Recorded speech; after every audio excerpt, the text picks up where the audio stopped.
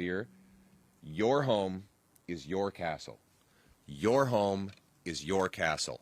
And you have the right to defend your family in your home. And right now, unfortunately, that is not the case. You know, our purpose as conservatives is to bring back a country where hard work gets you a beautiful house on a safe street under our proud flag. That when you come home and put the key in the door and you turn it, you're filled with peace, knowing that you can leave all of the day's troubles behind. That your biggest problem will be how you get the kids to eat all of their dinner, finish their homework, and get to bed on time. I confess that we fail on the last one regularly in the Polyev household, but these are the kinds of problems that we all want to have. Unfortunately, there are bigger problems that people face after 10 years of disastrous Liberal government that has driven costs, crime, immigration, and employment through the roof. People worry. They worry that they can't afford a home in the first place, that if they do have a home, they can't afford to put food on the table because of high Liberal taxes and inflation. They worry about losing their jobs because of Liberal taxes and temporary foreign worker programs that take jobs away from Canadians. They worry that even if they have a job, a home, and food on the table, that they're not safe in their homes. They worry that their car might be gone from the driveway when they wake up in the morning. Or worse, they worry that they might be awoken at 2 a.m. to the sound of breaking glass and feet pounding on their living room floor as an invader storms in to steal the family's goods or worse, harm the family itself.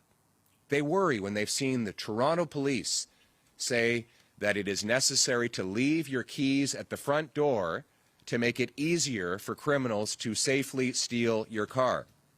And they worry when they think about what they might do to protect their family if an intruder ever entered.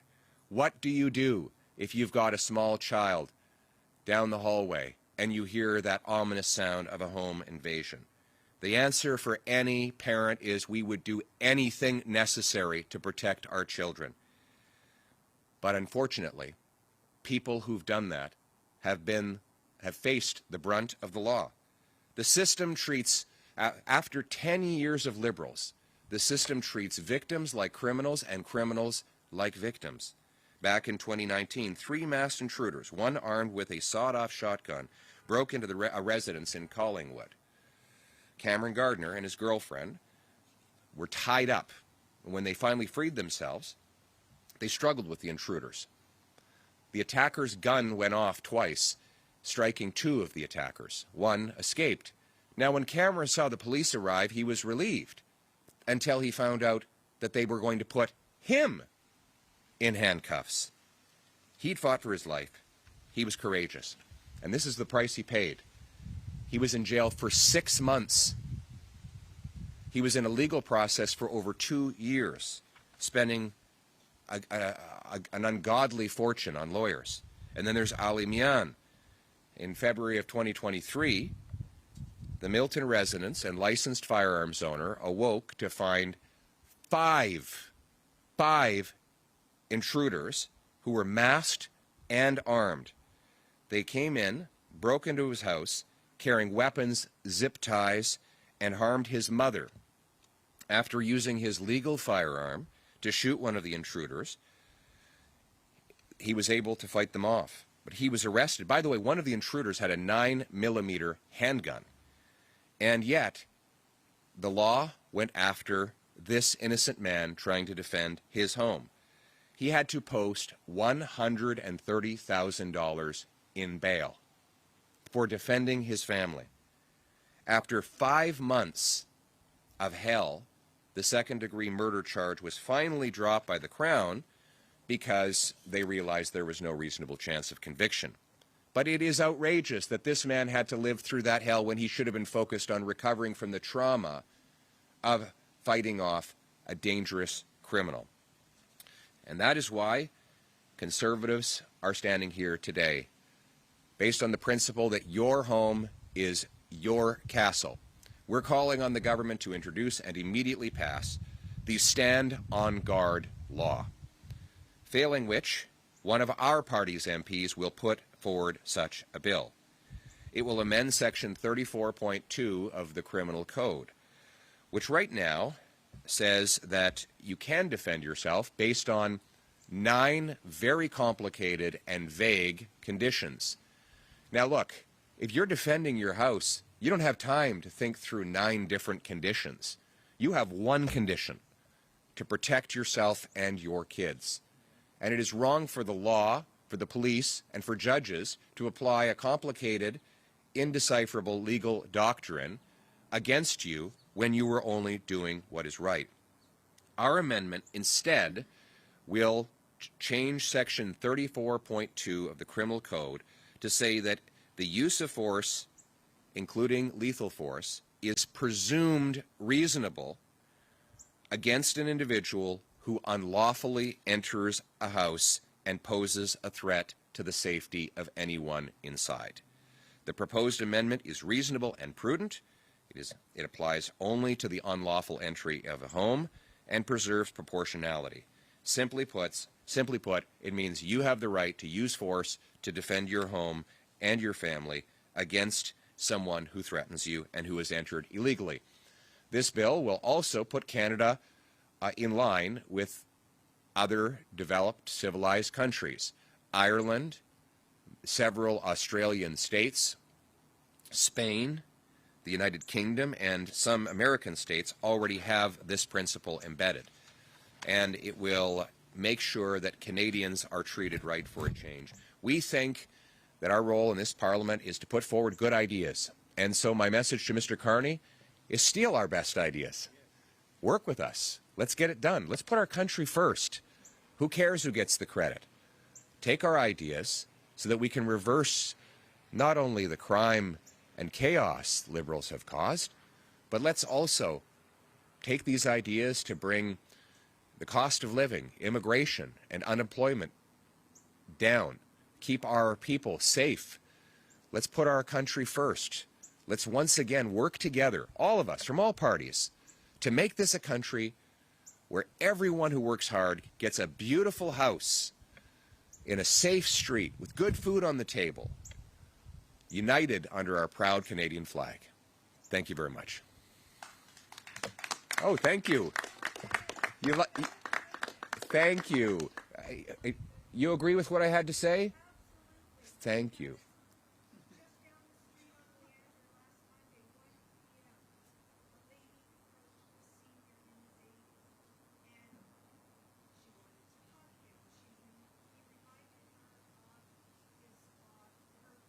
Right.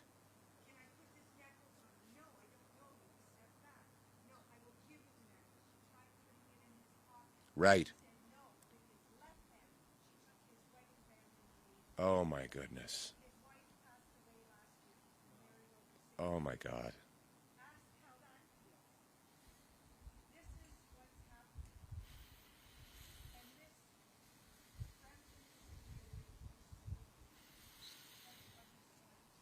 That's a very powerful story. I don't know if you heard it, but this wonderful lady was just telling me that a man was approached by a lady who pretended to be friendly and then went to steal his wedding ring off of his finger.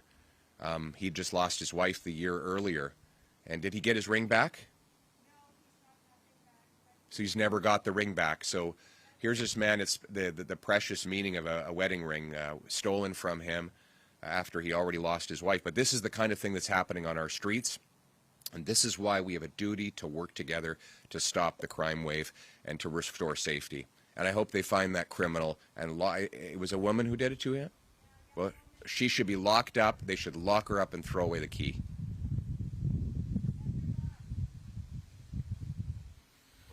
Now we have some time for some questions. Good morning, Mr. Polyev. This is Nitin Chopra. Hi, Nitin. Hi. What are your plans for the judicial reforms? Recently, Premier Ford, he blasted the judiciary. He quoted that judges are politically appointed and running judiciary with political agenda. Like judges gave less punishment because of criminals' immigration status. If you are on a work permit, less punishment. visitor to this country, less punishment. If you are a student visa, less punishment. When our premier or leaders don't have a trust on judiciary, so how can a common man can trust a judicial process? Well, look, I share some of the frustration, but let's be clear. The judges are interpreting liberal laws. It's liberal laws, C-75, that allows criminals who've committed 150 or 200 offenses to be released within minutes of their latest arrest. That is a liberal law. So when a judge gives bail, they're just following the liberal law. It is the liberal law, C-5, that allows serious violent offenders to have house arrest or to get early parole. It is a liberal law that allowed Paul Bernardo to go from a maximum security penitentiary to a medium penitentiary where he'll be able to play sports and cook for himself and enjoy the freedoms he robbed from other people. Those are liberal laws. So let's, sure, we can blame others, but the blame is with the Liberals. And by the way, Mark Carney has done nothing to reverse the laws brought in while he was the economic advisor to the Liberals. So let's put the blame where it belongs. As for this ridiculous ruling that suggested that someone should have a lower conviction or sentence because they were a temporary resident in our country from another nation, that is outrageous.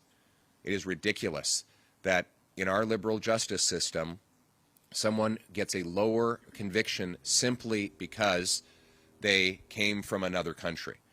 And that is why Michelle Rempel, conservative immigration critic, is introducing a law that will ban judges from giving sentencing discounts to people on the basis of their immigration status.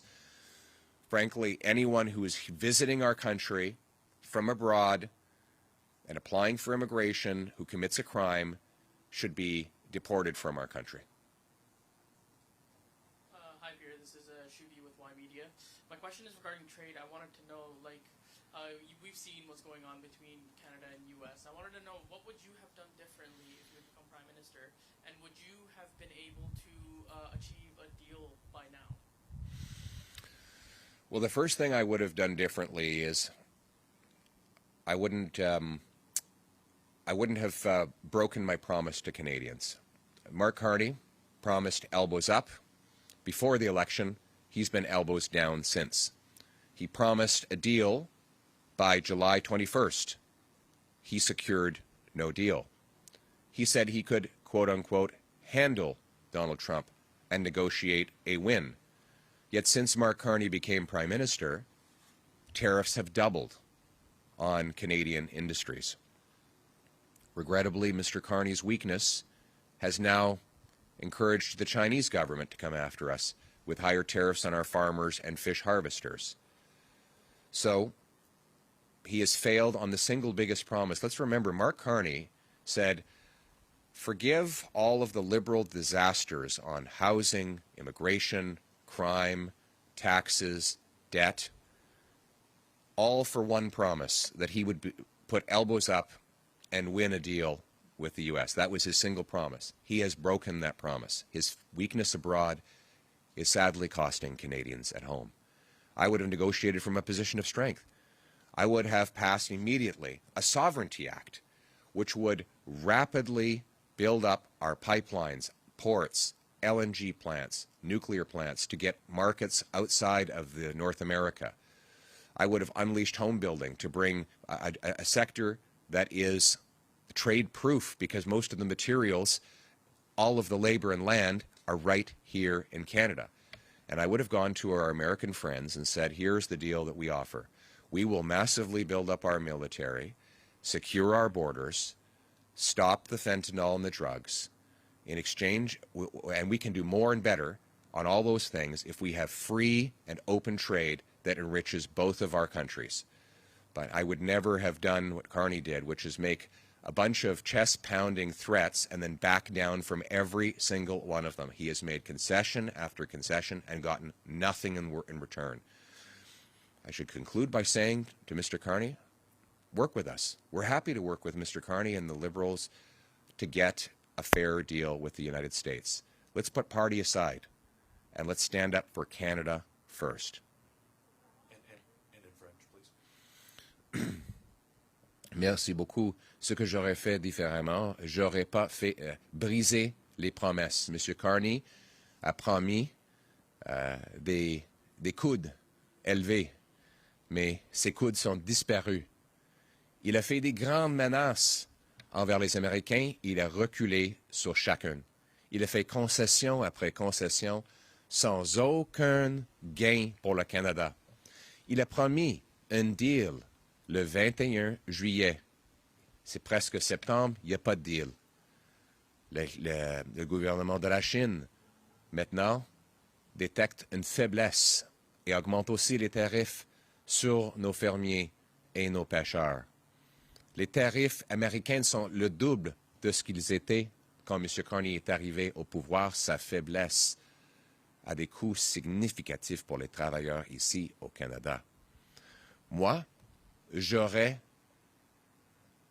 défendre la souveraineté du Canada en adaptant une loi qui permettrait de rapidement rebâtir et de réindustrialiser notre pays avec des ports, des usines, des pipelines, des centrales nucléaires, zéro taxe sur les gains en capital quand les investisseurs réinvestissent ici au Canada. Et avec cette force, ce rapport de force, j'aurais dit à nos amis américains, nous allons rebâtir notre militaire, renforcer nos frontières, et on peut le faire plus grand et plus fort si vous nous permettez encore un libre-échange, un vrai libre-échange.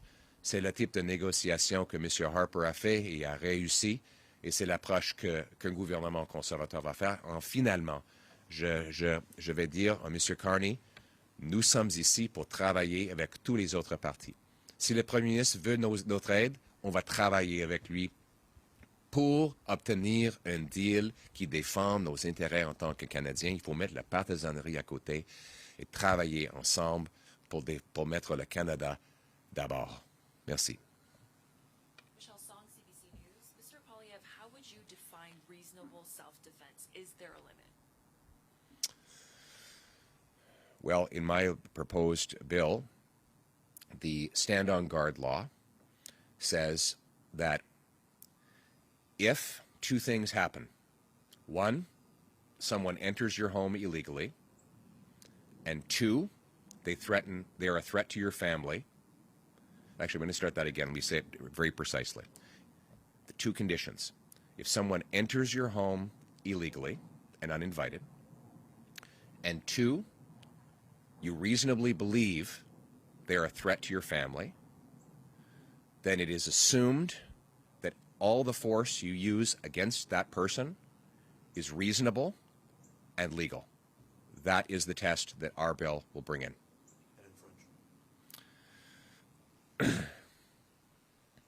La loi que les conservateurs proposent veut dire que si deux conditions sont en place, c'est légal. Premièrement, que si quelqu'un entre dans votre maison illégalement et sans invitation, et deux, que vous croyez de façon raisonnable que cette personne est une menace à votre famille, c'est présumé par la loi que vous pouvez appliquer la force contre cette personne et que c'est légal de le faire. C'est ça le test. Bonjour, Marion Bébé de Radio-Canada. Radio-Canada a appris que c'est l'ancienne PDG de Trans Mountain qui va prendre la tête du Bureau national des grands projets d'intérêt nationaux. Est-ce que vous pensez que ça envoie le bon message aux gens de l'industrie et dans l'ouest du pays? Tout d'abord, je trouve ça aberrant qu'à cause des lois et la bureaucratie que les libéraux ont créées, le projet Trans Mountain ait dépassé son budget de 300% et a dépassé le date limite pour la construction de plusieurs années. Les projets comme ça devraient faire de l'argent pour le Canada et non pas coûter de l'argent aux contribuables. C'était comme ça auparavant. Puis, les libéraux, ils font trois choses. Ils bloquent des projets, ils taxent des projets, et quand les projets ne peuvent pas se faire, ils subventionnent des projets. Donc, ça coûte plus cher aux contribuables pour faire moins. Moi, je crois qu'au lieu de subventionner les entreprises pour contourner les barrières que le gouvernement met dans leur place, on devrait simplement enlever les barrières et permettre le libre marché, les permis rapides, les taxes et impôts bas, stimuler les constructions sans les coûts exorbitants aux contribuables. Donc, c'est ça l'approche que nous prendrons. Et j'ajouterais, M. Carney a fait zéro. Il n'a même pas ouvert un bureau en 5 mois, un bureau qui vise à un jour approuver des projets. Le bureau n'existe même pas encore après 5 ans. Ça a pris moins du temps pour bâtir une usine d'importation en Allemagne de gaz naturel que M. Carney a pris juste pour ouvrir un bureau. Encore, c'est une autre grande promesse de Mark Carney, qui est un gros parleur, petit faiseur. Can I just do that one quickly in English? Thank you.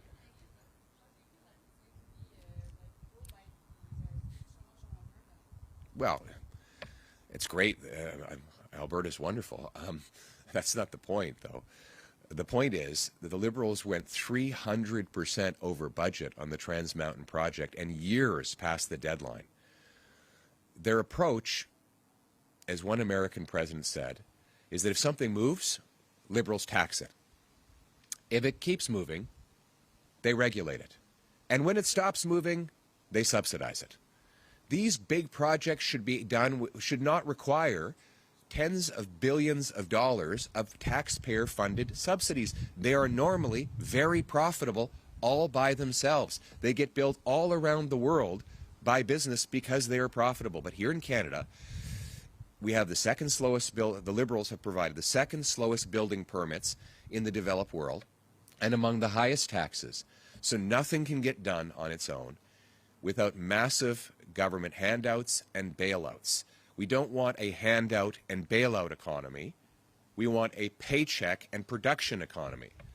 And the way you do that is, like, if there are government has obstacles in the way blocking projects, the answer is not to subsidize people's way around those obstacles. It's to get rid of the obstacles. And so I'm offering a nonpartisan, I'm reaching my hand out to Mr. Carney and saying this: pass the Canadian Sovereignty Act. It will legalize rapid construction of pipelines, mines, LNG plants, nuclear facilities, port expansions by repealing C-69 and C-48. It will eliminate capital gains tax on anyone who's bringing money back and investing it in Canada. It will get rid of the energy cap, the electric vehicle mandate so that people can choose what vehicles to drive. It will unlock our country. It will open us for business. It will make us strong, self-reliant, and sovereign. Thank you. Yes, Ezra. Thanks for having me here, Ezra Levant from Rebel News. For years before marijuana was decriminalized, it was the position of police and prosecution not to charge anyone with small amounts in possession. So they didn't wait for the Parliament. I see that Mark Carney's favorite premier, Doug Ford, has said he's for the Castle Law, and other provinces like Alberta have said that too. Will you call on Doug Ford not to wait for Carney to reconvene Parliament, but rather to issue a statement that there will be no more prosecutions of homeowners who defend their homes just as a matter of policy, because right now his prosecutors are going after Jeremy McDonald, whose home was invaded in Lindsay, Ontario. And those are provincial prosecutors who are doing that? Well, I think that's a great idea. I don't know the legal powers that a premier has to direct the prosecution service, so I would not comment on it. But I would hope prosecutors would stop going after law-abiding people who are defending their property. We need prosecutors to go after criminals. Now, as for their ability to do that, I've never been a Crown prosecutor, so I don't know. We have a Crown prosecutor here, Larry Brock, so maybe he can jump in on this. But I will say this: we need to change the law. Let's make the law clear.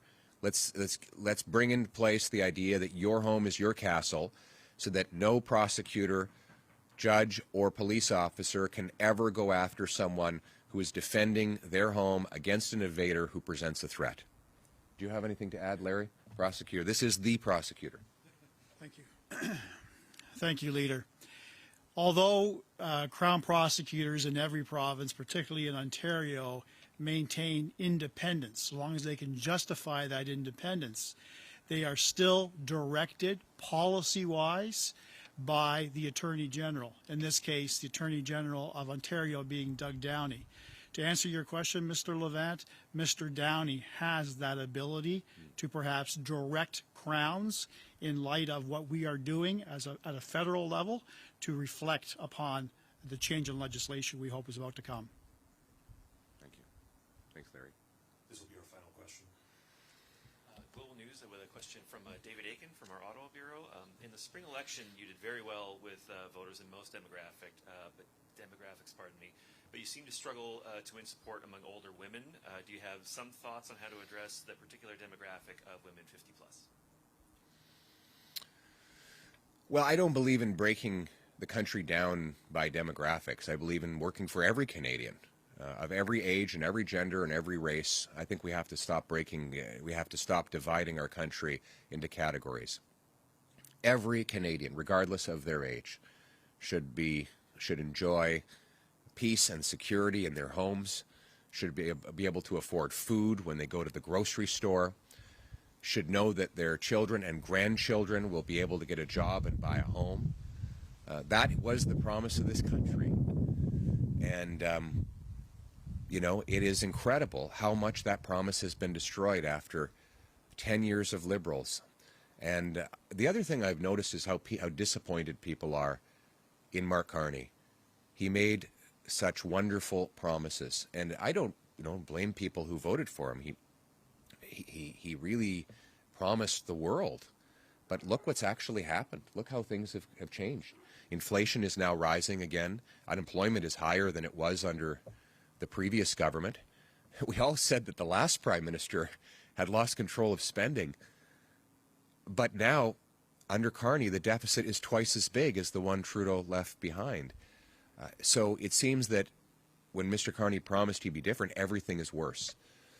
That said, we're happy to work with him and with anyone to reverse the Liberal damage, to rein in out of control cost of living, crime, immigration, unemployment, to make this a country, once again, where hard work gets you a beautiful home like this one here, in a safe neighborhood, where when you get home at night, you know that your troubles are left behind and your family will be safe.